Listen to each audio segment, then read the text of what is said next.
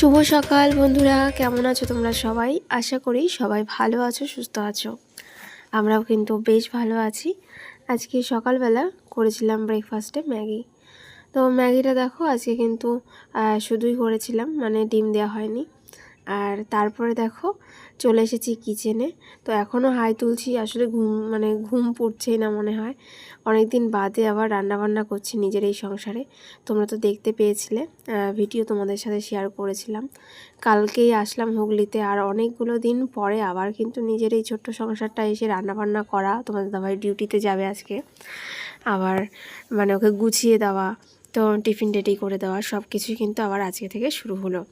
তো কেমন লাগছে ভিডিও অবশ্যই কিন্তু তোমরা জানাবে। আর ভাতের জন্য দেখো জলটা ফুটতে দিয়েছি, আর এখন আমি চালটা ধুচ্ছি ভালো করে। অনেক সময় কি করি চাল আর জল একসাথেও দিয়ে দিই, তো আজকে আবার দেখো চালটা ভালো করে আলাদা ধুয়ে তারপর দেবো জলটা ফুটলে। আর কালকে যেহেতু এসেছি, কালকে প্রায় অনেকটা বেলা হয়ে গেছিলো আমাদের আস্তে আস্তে, বাজারে আর যাইনি। তো ঘরেই টুকটাক যা ছিল আজকে সেরকমই রান্নাবান্না করব।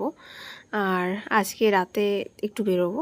তো ভিডিও সম্পূর্ণ দেখো, আশা করি ভালো লাগবে। সারাদিনের ব্লগটা কীভাবে কাটাচ্ছি, কী করছি সব কিছু তো তোমাদের সাথে শেয়ার করি।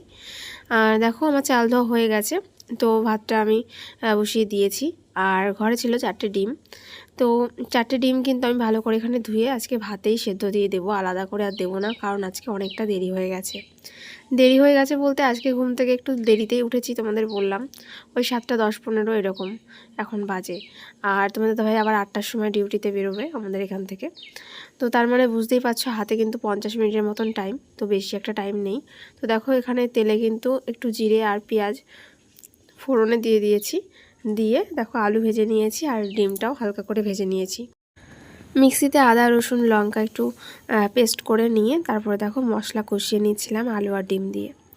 আজকে একটুখানি তাড়াতাড়ি করে রান্নাবান্না সারতে হবে, যেহেতু হাতে আজকে কম সময় আছে। তো আজকে দেখো এখানে ডিমের ঝোল করছি। আর আজকে ভাবছি আমি তোমাদের সাথে শেয়ার করব আমি পুচু সোনার যে চিড়ে আমি খাবারে খাওয়াই, তো সেটা কি করে ওকে খাওয়াই বা কিভাবে রেডি করে রাখি সেটাই তো দেখাবো। তার আগে চলো এই যে দেখো কি কি রান্না করেছি। ডিমের ঝোল ভাত করেছি, আর করেছি এখানটায় কাঁকরোল আর আলু দিয়ে ভাজা।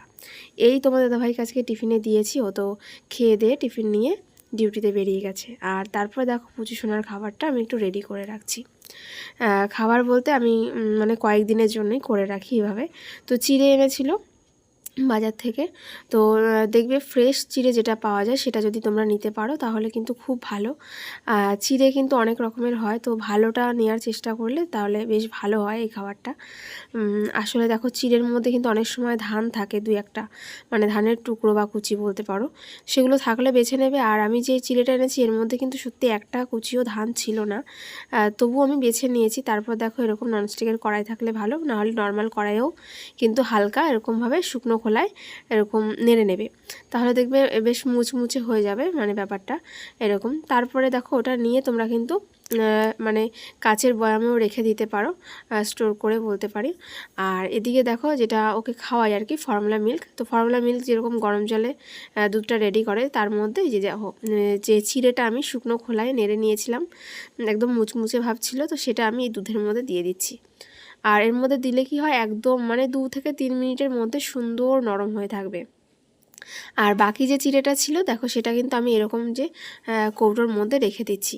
তো এর মধ্যে সাদা সাদা দেখতে পাচ্ছ, এটা কিন্তু চিড়েই রেখেছিলাম এর মধ্যে আগে, তো ওই চিড়েটাই আমি নাড়ছিলাম। আর ওই যে দেখলে তোমরা 2-3 মিনিট মতন আমি কিন্তু ওর ফর্মুলা মিল্কে চিড়েটা ভিজিয়ে রেখেছি, তার মধ্যে একটা কলা দিয়েছি, দিয়ে ওকে কিন্তু আজকে সকালের ব্রেকফাস্টে খাইয়ে দিচ্ছি।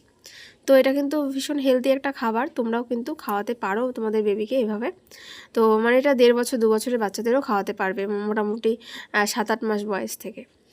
7-8 মাস কি হলো, 7-8 মাসে তো সেভাবে খেতে পারবে না, আরেকটু বড় হলে আর কি।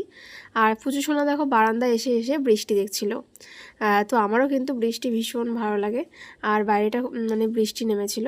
তারপরে দেখো পুচুকে নিয়ে দেখো ঘরে চলে এসেছি আমি, আর এখানে নিয়েছিলাম একটা বেদানা। তো অনেকটা বেলা হয়ে গেছিলো, মোটামুটি 11টা 11:30 বাজে। তো ওকে দেখো একটু বেদানা এভাবে ছুলে দিয়েছিলাম। তো ওইখান থেকে দেখো ছোট ছোট হাতে এরকম 2-1টা করে নিচ্ছিল। তো বেশ ভালো লাগে এইভাবে দেখতে। তোমরাও মানে পুচু সোনাকে দেখতে চাও ভিডিওতে, কমেন্ট করো, দেখে বেশ ভালো লাগে। তো দেখো এই যে অনেক কটা দিন পরে আবার কিন্তু তোমরা পুচুকে দেখতে পাচ্ছ, কেমন লাগছে বলো। আর তারপরে কিন্তু বেলা হয়ে গেছিলো, আমিও স্নান দান সেরে নিয়েছিলাম, নিয়ে ঠাকুর পুজো করে নিচ্ছিলাম। আর এই যে দেখো আজকে কিন্তু মানে অল্প ফুল দিয়ে পুজো দিয়েছি। আর এখানে দেখো এই যে ছোট্ট যে একটা বাক্স দেখতে পাচ্ছি, এটা আমি ঠাকুরের জন্য নিয়েছি। আসলে টুকটাক ঠাকুরের জিনিসপত্রগুলো রাখতে আমার প্রয়োজন হয়। তারপরে দেখো রাতের দিকে আমরা কিন্তু একটু বেরিয়েছিলাম, তোমার দাদাভাই, পুচু সোনা, আমি।